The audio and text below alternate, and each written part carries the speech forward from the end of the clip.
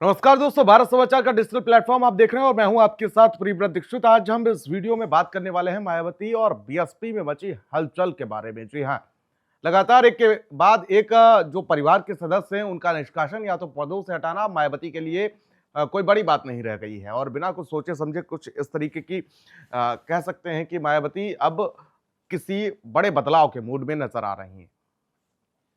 जिस तरीके से हम सभी ने देखा कि सबसे पहले अशोक सिद्धार्थ जो आकाश आनंद के ससुर हैं, उनको पार्टी से हटाया गया और साथ ही साथ उनके बारे में कहा गया कि वो पार्टी विरोधी गतिविधि कर रहे थे। इसके चलते उनको पार्टी से निकाल दिया गया। उसके बाद आकाश आनंद को सभी पदों से हटाया गया और अगले दिन उनको भी पार्टी से निष्कासित कर दिया गया और उनकी जगह पर उनके पिता आनंद कुमार को नेशनल कोऑर्डिनेटर का पद दिया गया।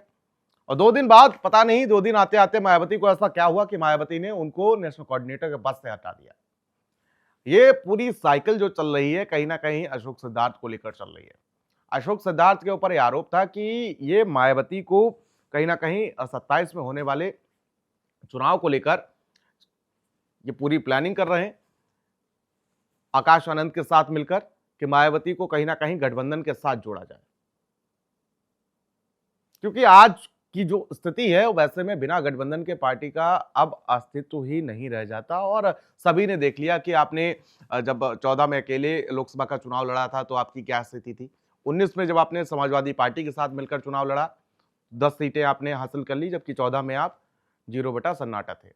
22 में आपने अकेले चुनाव लड़ा, 22 में विधानसभा चुनाव में आपकी क्या स्थिति रही, और साथ ही साथ 24 में जब आप लोकसभा का चुनाव लड़ते हैं यूपी के साथ साथ अन्य राज्यों में भी, फिर आपकी स्थिति 14 वाली हो जाती है, 0। 22 में जो एक विधायक जी उमाशंकर पहुंचे हुए थे विधानसभा, उसमें भी बीएसपी से ज्यादा उनका खुद का योगदान था जीत में। तो अशोक सिद्धार्थ के ऊपर यह आरोप लगा कि वो मायावती को कहीं ना कहीं या तो बीजेपी के साथ मिलकर गठबंधन की बात सामने आई, इससे पहले भी एक बार सरकार बनी थी गठबंधन में, या तो समाजवादी के साथ 19 की तरह गठबंधन किया जाए और सत्ता हासिल की जाए, यह आरोप लगा।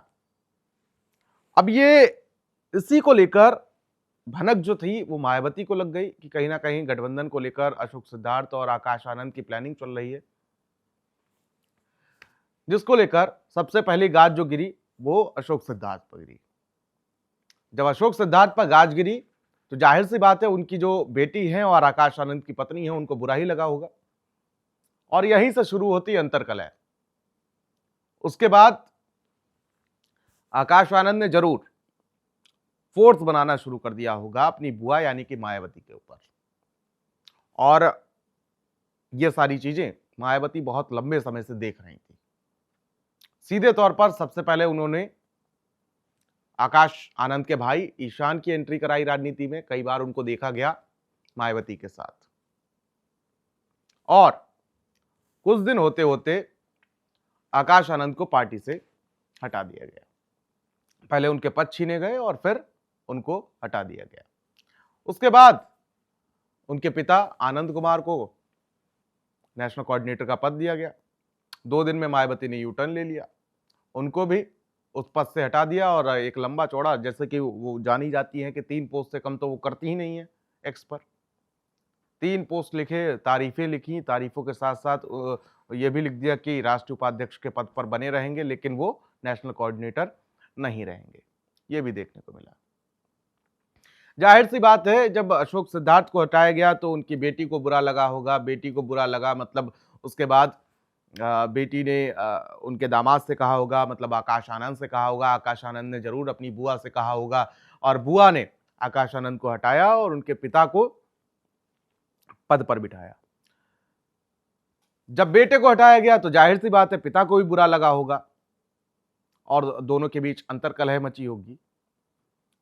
तो कहीं ना कहीं पुत्र प्रेम जो है वो भारी पड़ा और उन्होंने मायावती से जरूर कहा होगा आनंद कुमार ने, और जब कहा होगा तो रिश्तों को सजोते हुए उन्होंने कहा कि नहीं, आप पार्टी के उपाध्यक्ष पद पर तो रहोगे ही रहोगे, लेकिन आप नेशनल कोऑर्डिनेटर के पद पर नहीं रहेंगे। लंबा चौड़ा पोस्ट किया और खटाक, मामला साफ। आनंद कुमार का भी अभी देखना होगा कि मायावती का अगला कदम क्या होगा, क्योंकि 27 में विधानसभा चुनाव होने वाले हैं और विधानसभा चुनाव को लेकर जिस तरीके से लगातार बसपा का पतन चल रहा है। पहले दहाई में जरूर वोट शेयर आता था, लेकिन अब तो इकाई में वोट शेयर आ गया। 27 में कैसे बीएसपी कमबैक करेगी, किन चेहरों पर चुनाव लड़ा जाएगा, क्या मायावती का वही पहले वाला रूप देखने को मिलेगा, इस तरीके से वो एक्टिव मिलती हैं। आपको क्या लगता है, हमको कमेंट बॉक्स में जरूर बताइए। और आखिर मायावती परिवार के सदस्यों की आखिर सफाई क्यों कर रही है पार्टी से, इसको लेकर आपको क्या लगता है, हमको कमेंट बॉक्स में जरूर बताइएगा। नमस्कार।